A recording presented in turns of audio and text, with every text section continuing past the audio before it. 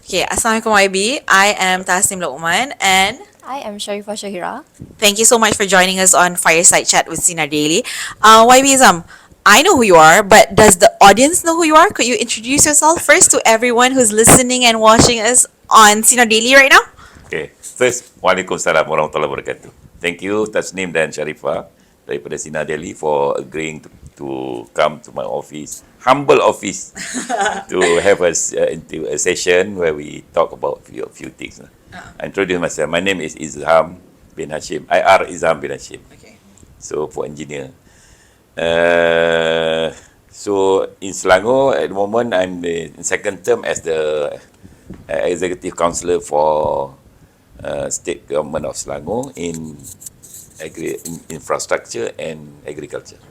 Could you share more about the significance of Maha for Selangor and the region in this area particularly, and the latest innovations and international participations for the Selangor Pavilion? You know very well, Maha is one of the most important event in agriculture in Malaysia especially, and it's been there for quite some time. This time is 100 years of Maha. You know? Yes. They are celebrating also 100 years.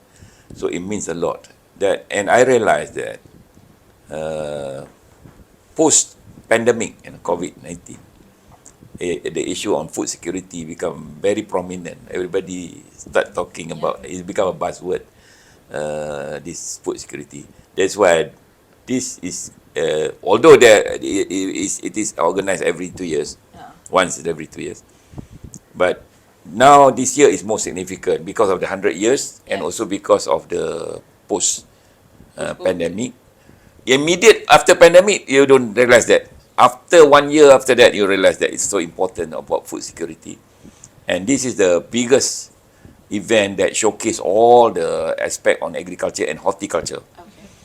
And it become very significant because it's organized, although it's a federal government program, but it is in Selangor. And we have put a lot of effort to ensure that also, beside the exhibition, the discussion, the shows and whatever relating to agriculture and food industry and everything. But we also have our own Selangor Pavilion there. Okay. We showcase the things which are related to our plan for transformation in agriculture transformation, which is PETA in short, Plan Transformasi Agro Selangor, which is PETA. And the significance of this is that it highlighted the Selangor ambition to move into, as far as food and agriculture concerned, on the modernization and high value agriculture. Okay. So that will be showcased in Selangor Pavilion. When you say modernization and high value, right? What's the difference between that in Selangor and in other states that may be more focused on agriculture, like macam most in Utara, in the north and in the east? Yeah, you must realize Selangor is the most advanced state in Malaysia, and we contributed more than half, 1/4 of the Malaysian economy from Selangor. About 25.7%, I think, of the GDP. So that, and out of that, 2% only, almost close to 2% only contributed by the agriculture. So 98% is on the service in the sector and also industries. Yeah. So with that 2%, what actually can we contribute significantly to the countries or national agriculture at a national level? Not much, because why? Because our land is so scarce. Our land is so valuable, it's so expensive. If you want to do agriculture and you do a normal conventional agriculture, you cannot justify the presence, or you cannot justify the use of the land. Okay. So you have to go into modern farming. Why modern farming? Small area, high value, high yield. Okay. And high value on the agriculture, we select high value agriculture, means more money for the farmers and justification for the use of the land. Okay. And opportunity cost. Either the same acreage, if I do factory there, or I put housing scheme there, or I do agriculture, which one bring me more money? At the end of the day, it's all for dollar and cent. Yes, exactly. So that's why we push, because it's proven with the same acreage or same area, you use modern farming and high value, you can earn minimum three times more than the conventional conventional agriculture. So that's why we're moving into that direction. So Selangor is known for its diverse agriculture activities from tanaman padi and also to aquaculture. So what are some of the key challenges faced by farmer and producers in the state? As I said, land is you don't talk about agriculture if there's no land. Although some people can say that we can do in the plant factory, where you do you plant the vegetable or food within the building. Yeah, but I mean that is one of the extreme cases. Okay, now you look at the supply chain, because under PETA policy, we are looking at the entire supply chain. Supply chain means that you have to look from the land until the marketing. What are the things that you do for agriculture? Irrespective what kind of agriculture. You start with the land, and then you look at the benih or what you call it, this seed bank, or what is related to seed. And then you need the production, where you plant it, or if in case of prawn or shrimp, you need the Sungai. yeah, you need all this production. You need aquaculture, all these things, or even as far as livestock, you need to have these cows and the You need the actual live yeah, stock. you need the livestock. livestock. Even chicken also, you still need your to process the. And then come to the warehousing and marketing part. So we're looking entirely, and we feel that Selangor, being the modern, advanced state, we have to look into an area where actually we can put more value-added things. Rather than going conventional method, we need plenty of land, or we don't have that luxury. So we are looking at first high value, of course, smaller area, more money. Secondly, we are looking also at the seed thing, because seed so far it or stock. If you don't do at the moment, we are importing all this. Yeah, kenapa? We are importing even small things like for the prawn, Yeah. we are importing from Madagascar. And for chicken also, we are The makanan. not the food, no, the benih, Oh, the benih. the seed. Yeah, the seed. You are all from buying, and anything happen to the country like the pandemic, we end up with we don't have the quality in your seed. So that is where people don't want to embark on that, because why? It take a lot of money initially. Initial capital is high, and it's high tech. It has to be researched all the time. But that thing determines the success of your agriculture. Be it livestock, be it aquaculture, be it all these plants. You need that research, R&D, to come up with a good seed. Even the cows and goats, also, you need that. Chicken also you need. Otherwise, your chicken, low quality chicken. Yeah. The food is one thing, but the seed or the benih or the stocks, you need to have a good one. So that requires research, and very few people are doing it. Okay. So Selangor is embarking on that. Secondly is the marketing part. Marketing is very difficult. People always complain about how to market their product. Now with the availability of technology, online, offline, we actually, and being Klang Valley being the the center where the people have non-disposable income very high, people have more money here, and this is where the people have money to buy. So that should be the center for marketing. So we take the opportunity, Selangor and Kuala Lumpur, to be the center where all the product market here. That's why we're having this new program, we call it Pusat Lelongan Agro Selangor, or it's auction center for agricultural product. Okay. It's going to be launched end of the month, Okay. the first in the country. Okay. YB, I want to ask. Yeah. You were saying that Selangor is embarking on the development and research supply chain for the agriculture sector. No, for the seed. Oh, for the seeds. And Okay. also we are looking on the marketing. These two are the most important aspect. Okay, dekat Malaysia, so you're saying Malaysia doesn't have this? Where, you know, the only company researching on seeds, there's only one Okay. company, private company. This is in Selangor. They call it GWG Okay. in Batu Arang. There's only one. So macam, what about, because we have UPN, UPM, Yeah, they have, UOM. but commercial. I'm talking about commercial company. There's only one. They do Okay. research, but they do not commercialize it. Okay. What? Mardi also have, Mardi. but not in the at the stage where we can see that is economically viable. I mean, Okay. available to. Okay. So, wow, that sounds great that Selangor is Yeah. embarking on Yeah. this. Could you give us some timeline or detail macam how long it will take, what's the target, what's the objective when it comes to seeds ni, because obviously it's for the long term impact lah. We have actually already. We work with GWG. Okay. We work already. For Selangor, we launched by the Queen. Have Okay. launched 5 benih of seeds. 2 of melon, 2 of jagung or of corn. Another one is on the papaya. We launched already and we are planting already now. This is Okay. purely Selangor.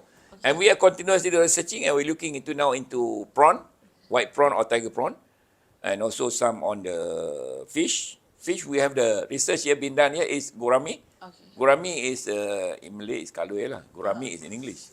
Okay. Yeah, gurami fish. So it is here in Selangor. They do the research, the all this the study on the stocks, the fish is done in Selangor. The only one in Malaysia. Okay. So, but we still that's not good enough, you know. We need more. Okay. In for example, on the livestock, we need to study on the good type of cows and also goat or Yeah. lamb. We need to have that also, because we're consuming a lot. Yeah. But as far as rearing is going, we can't do it here because we need more land. But we can do the stocks, like Okay. the stocks. Is there macam in Malaysia, this is just in for our knowledge lah, but like in Malaysia, where is the paling banyak cow rearing or goat farming? Depends. What state? Normally, the state is more land lah, like Johor, they have Johor, Pahang, they have. Oh, okay. Yeah, they have. But Due in to land Sarawak, now, our biggest, Selangor's biggest limitation is the land. you see when you talk about livestock, chicken should be quite a lot in Selangor because chicken you can do it close house, you know. Okay. They have their own chicken Betul. house Rebut. and they close. They call it chicken coop and they close system. That is also very good because why? It stop from all these flies and everything and smell. That's why we are migrating into fully closed system. Okay. We are not allowing now anymore to be open system. Okay. And for example, like cows also, it depends. If you want to do the cows range type, no, range means you allow it to wander around. You need plenty of land. Yeah. But the best for a Selangor actually not to rear the cow or the lamb openly like that, but to do the feedlot. Okay. That means you bring here for 4 or 5 months, feed them, and then slaughterhouse. Okay. That can be done. Okay. Because why in Selangor, our self-sufficiency ratio only 5%. Oh. 95% we are importing from other states and overseas. Yeah. As far as beef is concerned. Beef. Okay. For the mutton even worse, Yeah. about 1% only. 99% imported Oh wow. from outside Selangor or outside Malaysia. Okay. So, but we can't rear all these things here because we need plenty of land. But feedlot is possible, Okay. can be done. Okay. It's interesting because you're talking about land tau. One of the things that I'm very interested in right now is community gardening, community farming. Because kat Selangor memang ada. We call it urban agriculture. Urban agriculture, yes. Agrobanda, yeah. Yes. Certain areas in a few sections in Shah Alam dah ada benda ni. Yeah. And I believe that there are some PPR flats pun ada, is it? Yes. Okay, there are a few programs on this Okay. we are working on together with the local council. We call it program kebun community or community garden. Every PBT they register all this. Okay. So and it is operated by the community there, the local communities. Okay. And they have many, hundreds. Okay. So we look and from time to time we give them support Uh-huh. in terms of technology, in terms of seed or inputs, this organic fertilizer or whatever. We give them. Okay. And now we are embarking on a more ambitious thing. We are giving also the greenhouse. Oh, okay. For this year, we are starting giving them greenhouses, selected community gardens, and we train them. For example, for melon, high value melon, the training center is in my constituent, the Pandan Jaya. They train there, and they follow all the process. Then we give them the greenhouses at their community garden. They plant it, and we teach them until they're successful. Uh-huh. And we buy them the fruit. Oh, from you there. buy the fruit Yeah, from that. unless the community they want to buy, okay lah, we allow it. But any excess of that, if they have excess, we buy it. So they have to have nothing to worry about marketing. Yeah, yeah. So that's what we're doing. Okay, so it's This is a interesting. high value melon, no, not normal melon, rock melon, no. This is like a golden melon, sweet Selangor melon or melocell.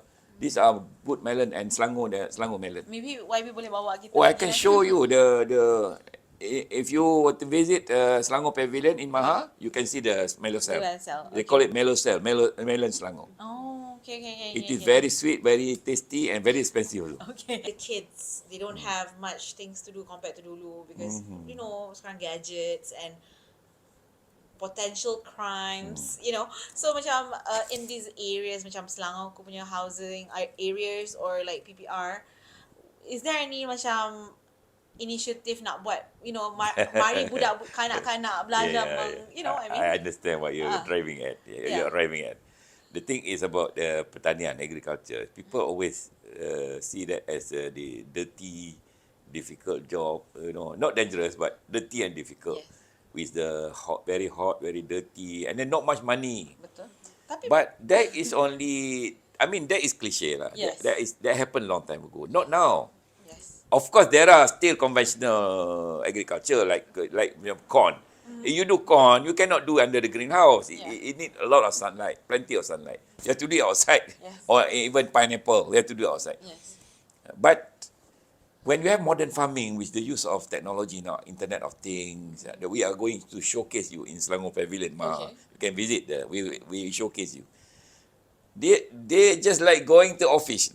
Okay. With nice clothing, because they're not using any soil, they're using all water, hydroponic, water as the medium, and inside the room is very, the climate is temperate, almost temperate, Okay. because of the system, not aircon, but system. Because you use aircon, very expensive, Yeah. and then you manage all kind of high value salad or melon, very nice, very serene environment, very comfortable. At the same time, there's a lot of gadget involved, which they love it. You have this, you use our Internet of Things to manage your technology. You use your handphone to monitor all the progress. Yeah. What the temperature of the water, all it manage. Dah maju lah. No, it's already there in the market. Yeah. It's being used already. Yeah. I'm not talking about story in a Hollywood movie. Yeah. No, this is real thing happening, and it's very helpful because you can monitor your plant, from anywhere in the world. As long as you got the Wi-Fi connection, you can do it. And then to top it, you have a very high value. For example, like melon under our program in Pandan there as a model. You can harvest every 2 months. You harvest every 2 months, 6 times a year. Wow. One plant, one fruit only, Okay. and then we remove it. We plant again. So with that, you get more money, more. In fact, that will attract the youngsters. Do you think benda-benda macam ni, things like this should be should be in the school syllabus? Should be. Macam, what's the push there? Yeah, many things have to be put inside the. You're under science kan sebenarnya. Should be. In fact, the school, so we are also promoting the school to have a small garden there, so that we can actually practically show them what it meant what it mean to The joy of to do the modern farming all about. Because we have to get them to get used to it from the beginning. Because one of the objective of Peta of transformasi program for agriculture in Selangor is to actually increase the the income of the farmers, and thirdly is actually to encourage more women actually and youngsters to come in into the sector. okay. Because women is become very friendly now to women, female friendly. So in fact they can do it also. In fact many already embarking on the ladies of women are embarking on this agriculture, modern agriculture, and Okay. making money. Yeah. So macam something so easy like modern agriculture, can we do it like in our backyard? Yeah, definitely. Okay. For example, one of the program that we're doing under agropreneur development is like we call it, and this actually company won the innovation competition last year. So a very small house for mushroom, very simple. Okay. It's all included. You just need to monitor very simple thing, a few minutes a day. That's all. And then we buy everything that the mushroom come out from you, from that house. Okay, let's say I want to start. Yeah. Where should I apply? No, it's all under the agriculture department or Okay. state or my office Okay. or any agriculture office, agriculture department office at the district level. Okay. We have many in Selangor. Okay. You have 9 district, 9. They so all Officers. the viewers can just who are interested Yeah, can you just walk in. register, walk in, we give you all the advice, and then also with some of the program we support you also, everything. Okay. But we want you to be committed to it. And that is very important. Okay. Because it can bring money, additional income for you. You don't have to work on it all the time. Just a few minutes a day. That's all you need. Make it simple. You can still go to work and then Yeah, come back and yeah. check gitu. I mean, the mushroom, you don't have to wait for them there. They are in the house. Yeah. As long as everything in order, enough water and everything, you're okay. Okay. And that water also is all operated by the systems. Yeah. Yes. Yeah. Very interesting. What? Okay, so since you're talking about high modern advanced technologies for farming, what about climate change? Does it impact the current style that we're farming? Because you said indoor kan. Of course, to some extent it affect you. But for example, those area where normally it shines, have plenty of sunlight all the time. Sometimes now more rain, it will have an impact. But the one that you do under the greenhouse, that the whole idea of having a greenhouse or rain shelter is to actually control the environment. Yeah. Because the most difficult part about agriculture is about controlling the rain. Okay. The rain, that's why they need the shelter. Okay. The rain is causing a lot of problem because it's acidic. So climate change satu lagi yeah, ni lah. definitely. But it will minimize the impact if you do it under the greenhouse or the shelter. But you do it outside also. I mean, it affect as well. But you have to. That's why you need the system, the IoT, so that the use of Internet of Things. If you use for agriculture, you monitor it continuously through your portable devices, phone normally, and then you can actually pinpoint exactly what is the problem with your agriculture.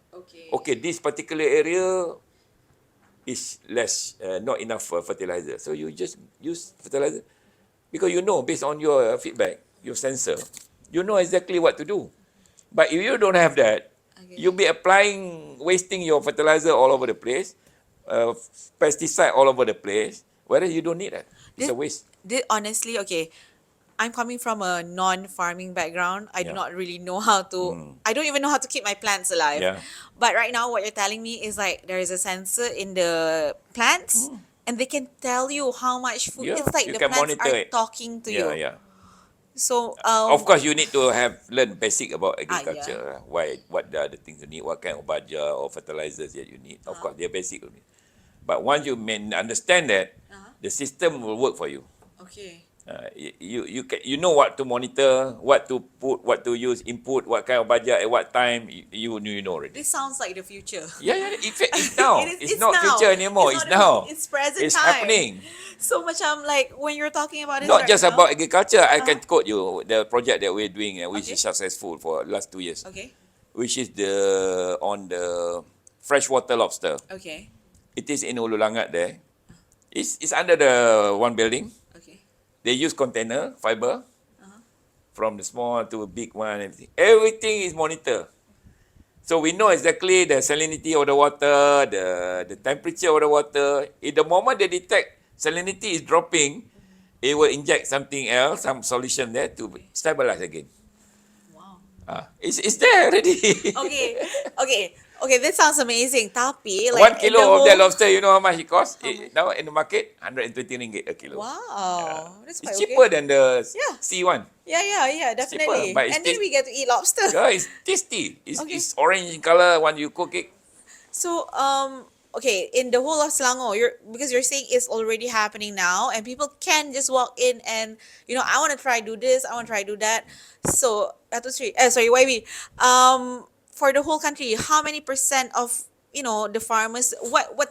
How's the status like when you're talking about how many percent of farmers are already using IoT? How many agriculture centers are doing it, and what's your target, and what's the status? Macam, Okay. you have a target or What you whatever? can do, actually, I advise everybody watching this, don't miss this Maha thing.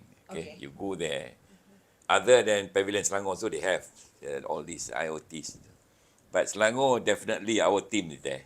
You have to go to Selangor Pavilion because our basis of our agriculture is based on modern farming. Okay. So that's why we are embarking on all this Internet of Things and everything. It's all there. You can see. Okay. It's been done. It's not futuristic. It appears like a futuristic, but it's already here. It's present It's time. present now. It's It's being now. used. I don't know. In future, maybe more than that. Maybe more than that. But as far as Selangor, of course, I do not have an exact figure, but we are embarking on this campaign, and it's already being utilized. Drone, all these things. It's been there already a few years already. Before I became ESCO, also they use drone only for the paddy field, for the fertilizers and the pesticide.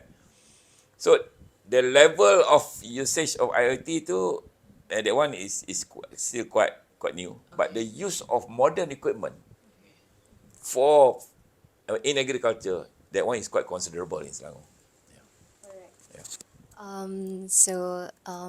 Coming back to food security just now, as YB mentioned, so I just want to know the average paddy yield from the field in Selangor itself.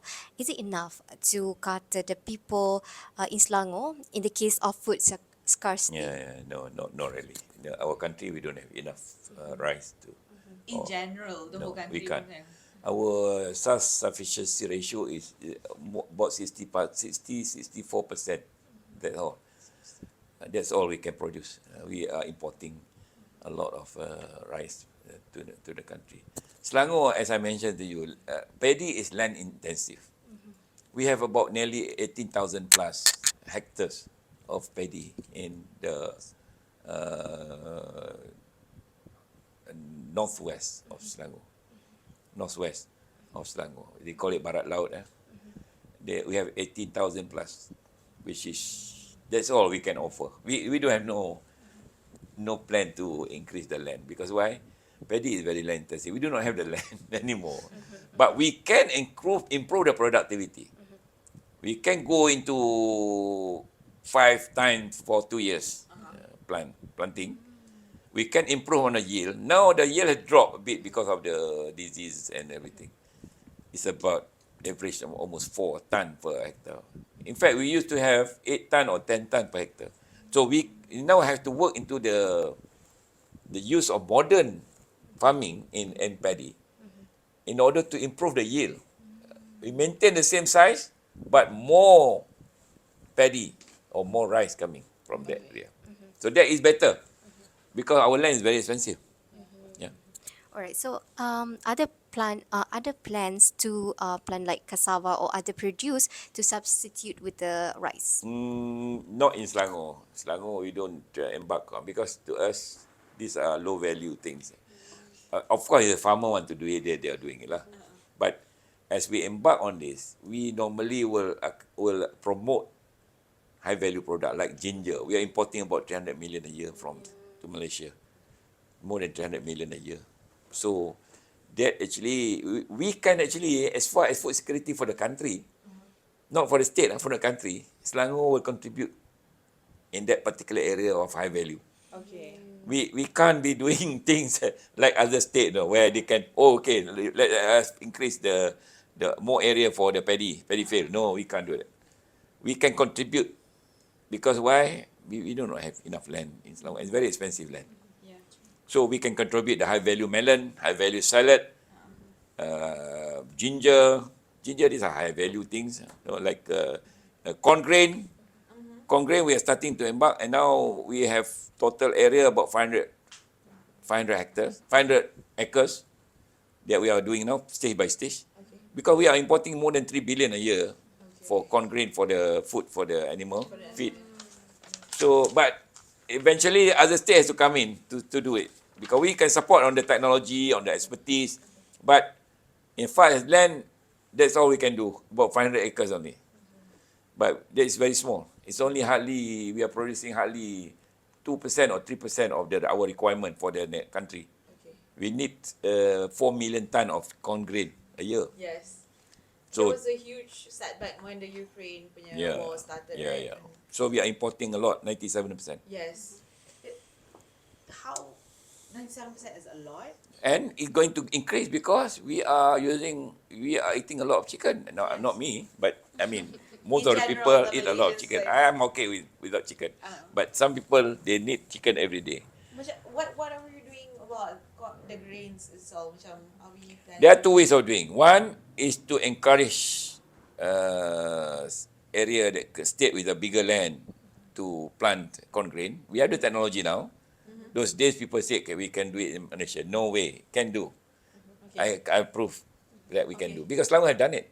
Okay. And we are doing it in a pit area, pit land, Okay. pit soil. Even worse, it can be done.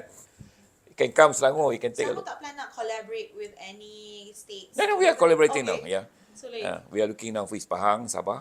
okay. Secondly, what you can do is to find alternative food for the feed for the animal. Yeah. That's what we are doing also. We are working now with UPM or UKM.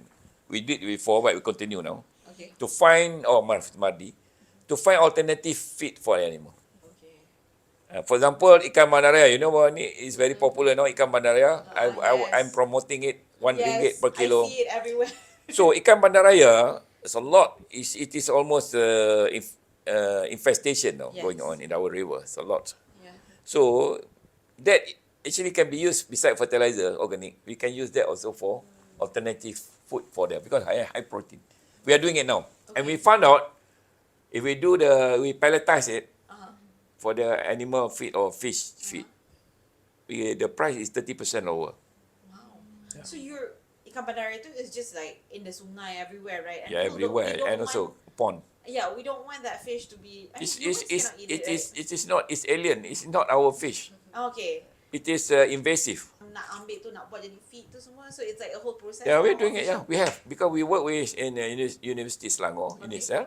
They were they receive grant us. They're buying the machine that can do the pellets. Okay. About 300,000 ringgit. I think. They're already arriving end of the month, and we also support all those hunters. Bandaraya hunters. okay. We give them. We are buying them more nets and more machine that can actually use to grind this, Okay. and then we'll buy it. We'll take everything. Okay. Now we are doing. Now the incentive is we're buying for every 1 kilo RM1 Okay. for every weekend now until end of the month. Okay. So how long is this campaign for ikan We bandara? just started on the 1st of September. Okay. So akan Every weekend now. from now on. Yes, until okay. end of the month. Every weekend. Sebulan ni lah. Yeah, sebulan ni. And then we see if the support is good, we can continue. Oh, okay. Yeah. What? Okay, maybe maybe our viewers don't know what is ikan bandaraya. Could you give a little? Ikan bandaraya is the actual name is pleco, Pleco, pleco. It is actually called bandaraya because normally when people buy aquarium and they buy this fish as well. Oh, okay. This fish will eat all the algae, everything inside make it cleaner. That is the rule. That's why I call bandaraya. Okay. That's why I wanted. The reason is because it eat almost everything. Okay. Anything it will eat. So what happened is when this fish grow up, it's become big. Nobody want to put in the aquarium anymore. It look very ugly. Yeah. So what they did? They throw the fish into the river or into the pond. So this fish no predators. They can grow. No fish can eat them. Okay. It's very hard, very strong, and very resilient. It can any kind of water they can survive. So they populate very fast. So there's no enemy, nothing. They eat everything inside the river. So the local fish also cannot survive. They'll die because out of food. That's why when we did our first project, I think 3 4 weeks ago in Sungai Langat, for 4 hours we got 737 kilogram of that fish. Out of that, only 4 local fish. 4 only. 2 ikan ketutu. I don't know what they call ikan ketutu. Ikan hantu they call it, ketutu. One is ikan lampam, another one is ikan belida. That's all. Out of 700 kilo of this bandaraya. And the recent one where we did Sungai Damansara, 2 hours only. 1.067 ton. Oh my gosh, that's a lot. 16 nets. Yang the other one is 20 nets. That's a lot. In 2 hours only. In 2 hours. And Sungai Damansara actually is the tributaries of Sungai Kelang. Yes. So everything from there will flow into Kelang River. Yeah. So you can imagine in Kelang River, we have not tried yet. I don't know. You do not know how many. Yeah. Please What? invite us. Hey, Please worse. invite us nanti. I'm going to do for next one in Sungai Kelang. Okay, can you invite us? Yeah. You have to see. Okay. It is. I think it's going to be worse. Okay. But memang humans cannot eat this ikan bandaraya. No. I think some are doing satay. They said tastes like chicken, which I'm not going to try it anyway. Is it safe? Unless you serve to me without knowing, I eat it, and then you tell me later. Okay. But you tell me this bandaraya, I will not eat it. Is it safe or not for consumption? So far, they are checking on the So it's not proven heavy yet metal. now? They're worried about the heavy metal Okay. content. So far, the rest is nothing. It's okay. It's a normal fish. Some make daging ikan salai, masak lemak. Anyway, But it's not proven yet to be safe lah. they have eaten it. I don't know. Okay. They are still alive. Okay. Yeah. All right. So, with the recent issues, in which recent tragedy, for sinkhole. So, with what is happening in KL, is Selangor conducting regular checks on road and pavements and infrastructure in the state, or is Selangor susceptible to a sinkhole? Oh, you see, the phenomena sinkhole is always associated with that area, the kind of geological formation underground, subsurface. I learned a bit during my student time and so during working as a civil engineer. They call subsidence. Especially that area is depend on the kind of soil situation there. Normally, area where it is that place is mining area, there is bound to have that problem. Because mine is you're mining the area, the kind of soil you put in may cause some area which is organic and non-organic thing inside, or there must be void or spaces underneath. From time to time, it will settle, and some settle more than the rest, so it become whole.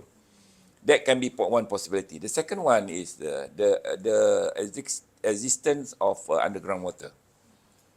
Underground water in area of mining or area of very soft sand or silt, flowing water, that also can happen because water, they're continuously working, Yes. 24 hours, seven days a week, Yes. they continuously. And also area which is limestone. That one is bound to have this cavity problem and everything. So we have to look closely. We cannot just simply generalize things. We have to look. But most susceptible, we can call it. Most susceptible is area which has a history of mining, deposit, mining deposit. For example, you mine and you deposit there. And a lot of it is in Selangor and Kuala Lumpur also, and the tin mining those days, and they just fill it up. But I'm not saying all are dangerous. Some are they done quite well. The stabilization have been done quite well. But you need regularly check. When you find any crack or anything, you have to do it. And we have found one or two in Pandan there, my constituent. But we look at it, it's just a normal, they call it a localized thing. Yeah, So when we think that way lah, Yeah. we never know what's gonna happen, right? Like, so macam mana? you have to do the study. You have to do the geological study. You have to do the boring test to check, to find out really whether the Is the Selangor government planning to do like a overall check for the whole state? what we are doing. We are more concerned now with the stability of the slope. Okay. We are doing the mapping and hazard. They call it risk, risk and hazard map. We are more concerned on that. On the sinkhole, so far we have not much problem lah. Okay. Just because it happened once a while. I mean, It's come on. just scary. You can't. I mean, it's normal human being. When you have one or two teachers, you tend to believe that. Oh, there's a sinkhole, and old photos, old videos, they put in back into the. That thing happened long time ago. We already settled, no problem. I think both. Of course, I'm not saying it's not important. It's important, but as far as we are concerned in Selangor, the issues on the slope stability is more important. Okay. Yeah, the sinkhole, we'll check from time to time if need be, but at the moment it's not that critical. So, maybe slope stability too. What's the issue at hand? The first Okay, priority? the problem with slope stability is in the higher area, highland area. Okay. Sometimes it never show it didn't give any indication. It just failed. Like for example in Batang Kali. Batang Kali, the one that how many people died? 4. Can't remember. It doesn't show any crack on the top part, tension crack. They don't have. It just failed at the foot. So it gave way very, very, so sudden. Yes. Betul. So no indication. That's why talk about slope stability is talking about regularly checking and maintaining it. Okay. For example, when you do the cutting of the slope for the road, you cut. Yeah. You at the stage there, they call it berm. Yeah. That berm, they have drain on top of it. That berm drain, you must make sure they continuous flowing and no crack or anything. Because the water go in, saturate the thing, and it will collapse. Yeah. That's what happened to Bukit Permai in Pandan there. Ah, okay. Because the berm of drain was blocked by the vegetation, so a crack appears in the drain. The water that flow down from the tail, Yeah. it goes into the hole, Okay. the cracks, and then the soil become saturated and the pore pressure pushed Yeah, yeah. and collapse. But kalau macam tu, then it's the development punya responsibility, right? To make sure. Depend if private land or some under JPS, some under JKR, some under local authorities, some are private. But everybody has to be made aware the importance to regularly check the. How can you do that for the people of Selangor and? Now we are doing it now. In fact, we are doing the inventory for PBT. Most of it under PBTs and JKR. So they are doing inventory and regular check on all their Macam mana, slope. tapi macam mana kita nak educate the people itself, like my house is over here, how can I identify That one is our whether next course of action. Yeah. Next course of action. What Those can, days people love to do, put their house, on the edge there, near the slope, nice views. Now scary, no, ever. Because our land, our soil is not suitable for that. Okay. We have heavy rain, a lot of underground water movement, and the soil is a lot of very soft soil. Okay. We This don't. is we Malaysia can't. in If general? it is in the Arab country, no problem. Can do straight also, slope also no problem. Okay. Will not collapse. But in Malaysia in general lah, the whole of nationwide? ASEAN, ASEAN. yeah. Okay, so your advice as a IR Yeah. person, Avoid it. avoid slopes lah basically. Tapi banyak rumah on the bukit, on You the can put, but those days now people are scared to do that anymore. apartment tinggi-tinggi No, dekat not tu anymore. Bukit Melawati tu semua. Yeah. Some area ada a lot of there's a lot underground movement, underground movement. That one is not secure. It's very Okay, dangerous. how should house buyers be aware of this? How should I I be don't aware want of to this? give a scare to everybody. Yeah. I'm not saying all the area, Yeah. but avoid having houses next to the ledge or next to the cliff or next to the. Now, maybe before we finish, we're just gonna talk about politics kejap before we end. Firstly,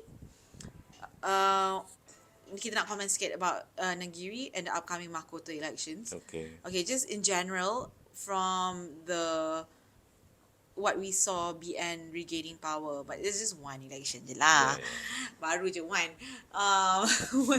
What's your thought? What's your reflection after finally unity government menang state election?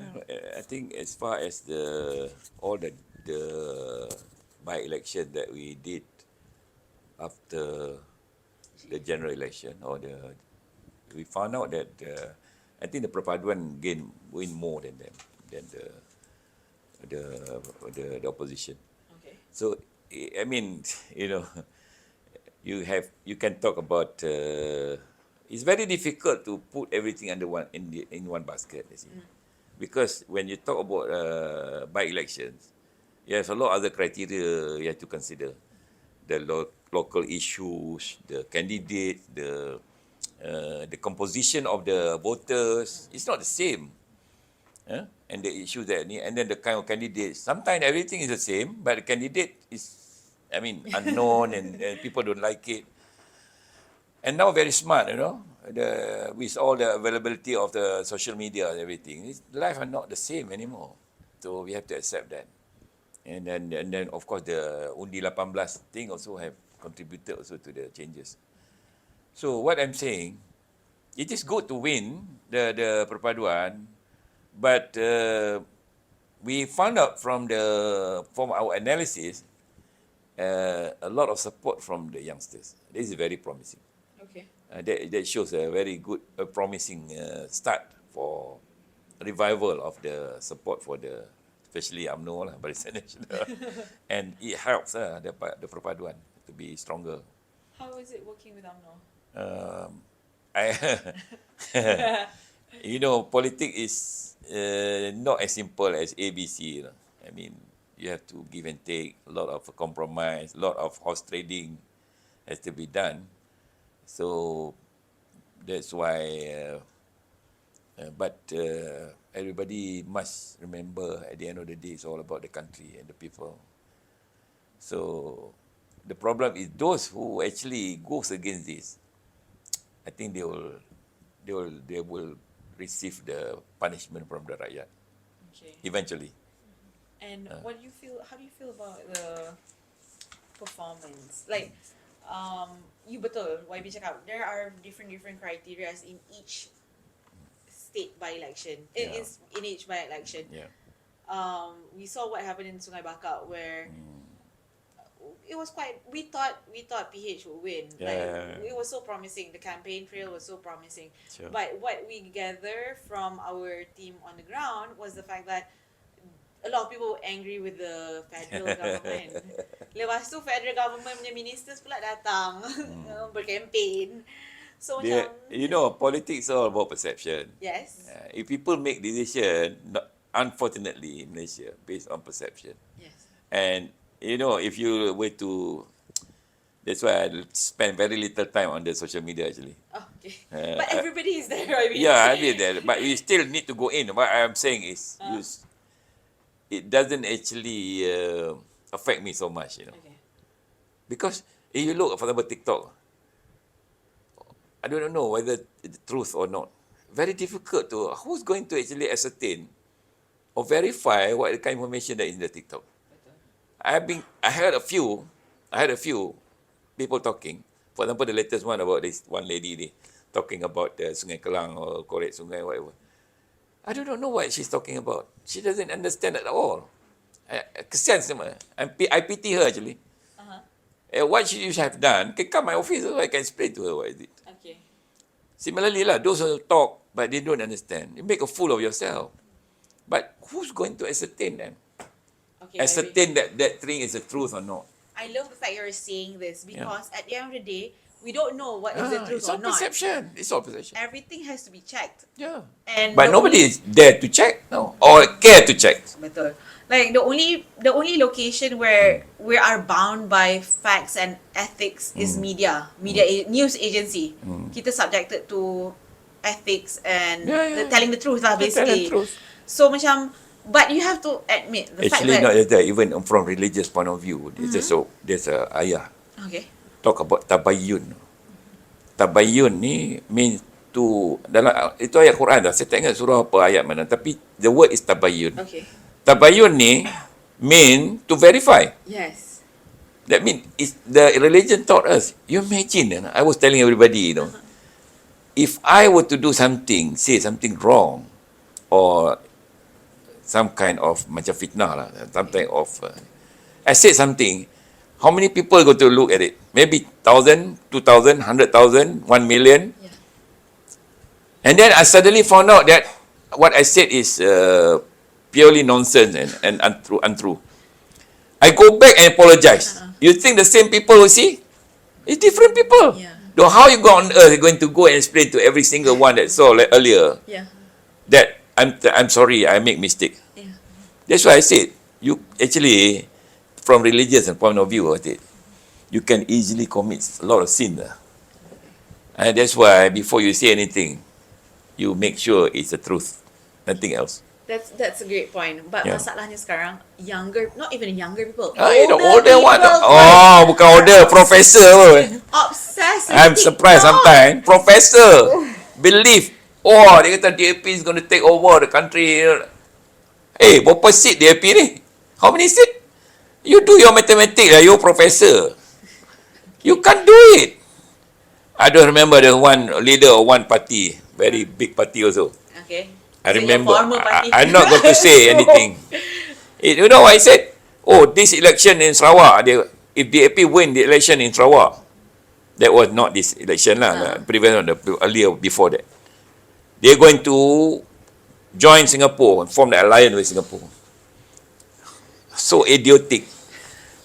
First, DAP turun Sarawak.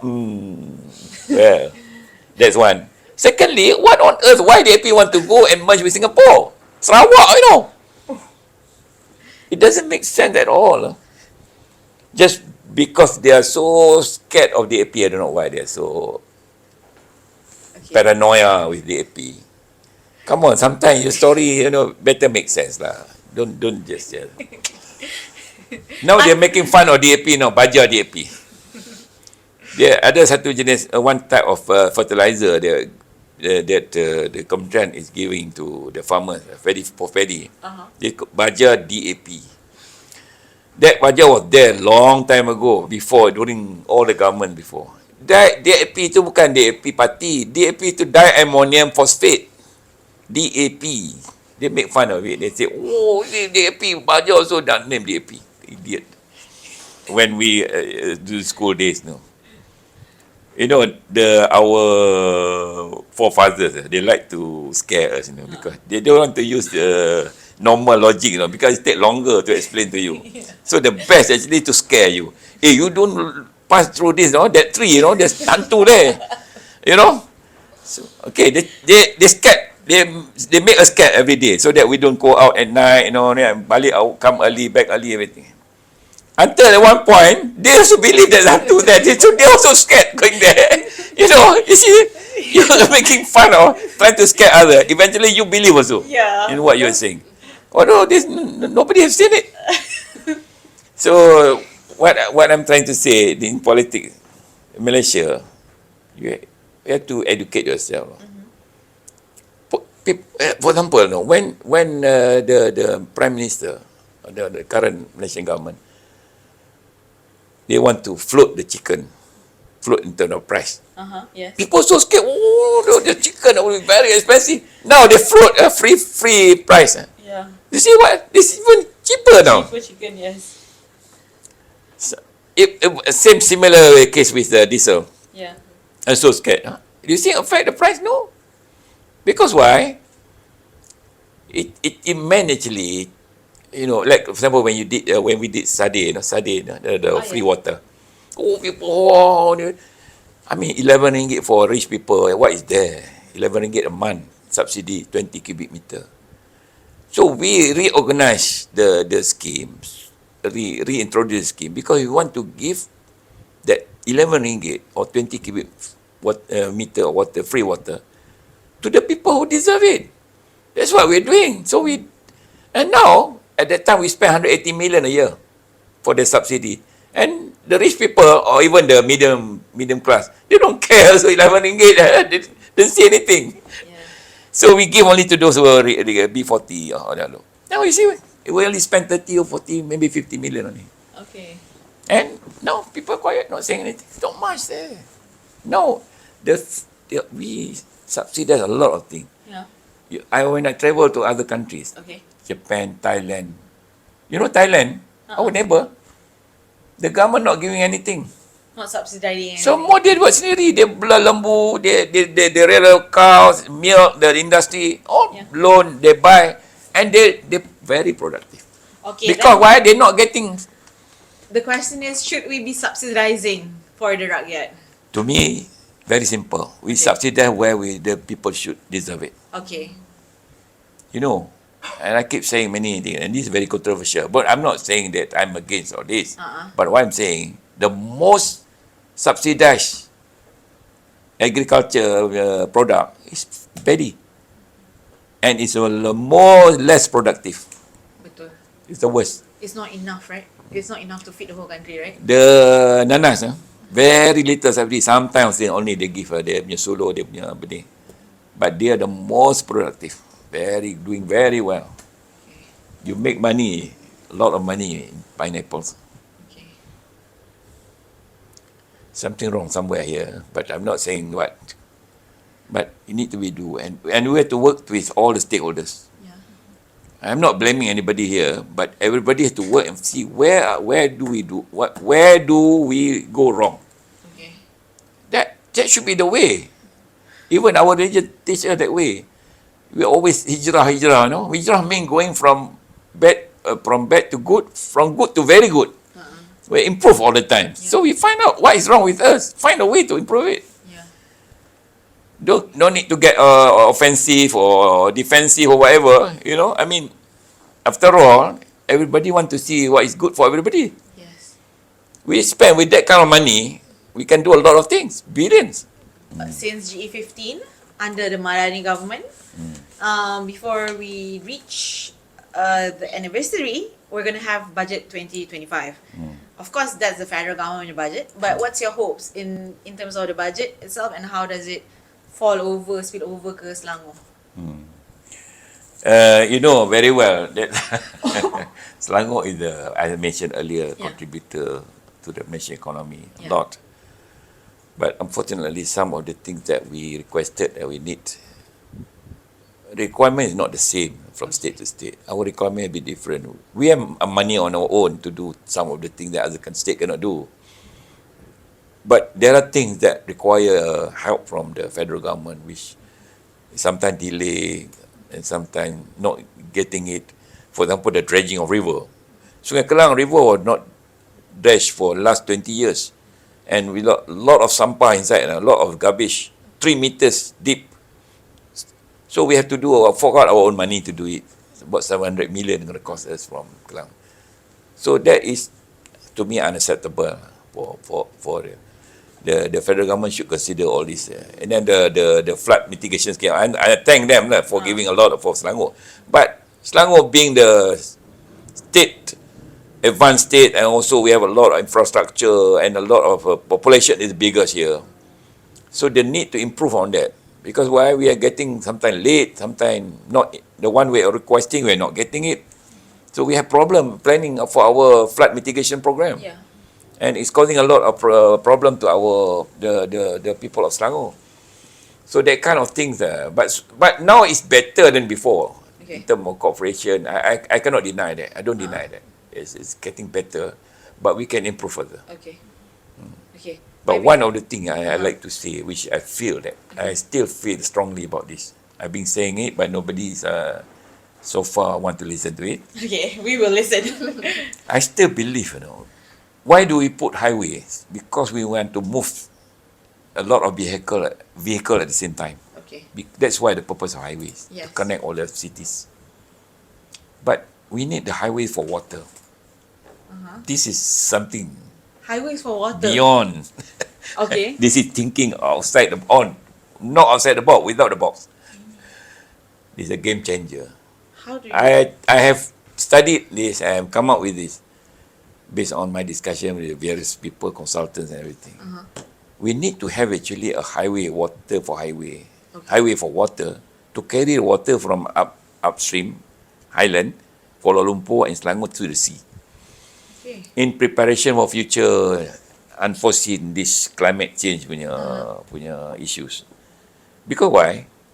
Our river system will not be able to take if this continuing extraordinary rain continues to happen. So we need that highway Okay. to assist the river in bringing the water right to the sea or to whatever downstream. So basically a huge pipe lah. It's a combination of various instruments used to carry the water. You know, that's interesting, maybe because I've been to Tokyo. And they Underground brought tunnel. this underground tunnel, 40,000 feet underground. Sure, sure. I masuk bawah tu. That's exactly what I'm saying. That's what- We have done a study. Okay. We can, in fact, help Kuala Lumpur and Selangor. Okay. Because if the water were to flow from Kuala Lumpur, it will flood all over the place, all the way to Selangor. Not just in KL, it will come to Shah Alam, Kelang, semua kena. Yeah. The same water, continuously, repetitively, causing damage to other buildings along the way. Until Sungai Kelang. Until sampai laut. Yes. So, Until North it Port. is a no-brainer lah. It's a no-brainer sebenarnya. But many people don't have brain. I'm sorry to say, because why? It's not much actually, but it's an investment for the future. Because if anything happen, we can drop the water from various points. Betul. That water will actually the river will continue to flow, but any additional amount of water from the rain or from elsewhere coming, we can just divert it into this and And we know it's possible to do it. Because we've it's seen not it just in- possible. It is. It should be done. It should be done already. Should be done dulu dah. I'm going to sell this idea again, although Okay. very few people want to hear it. It's not much actually. With all the thing that project we are doing, it's about 5 billion. 5 billion, about 5 billion. 5 billion. But with the amount of the flood mitigation program that it's almost there already. Yeah, betul. Why are people Too revolutionary. The idea is too revolutionary. gali dalam sangat? No, not really. Okay. Okay. Trust Alright. me. We promote this one. Okay, we shall. For the future, right? Yeah, Okay, for the future. thank you so much, YB. Bye-bye. Thank you for being with us on Fireside Chat. Sure. So we really appreciate welcome. it. Okay. All right, So thank maybe you. more interviews later. Yes. Future. Yes. Okay.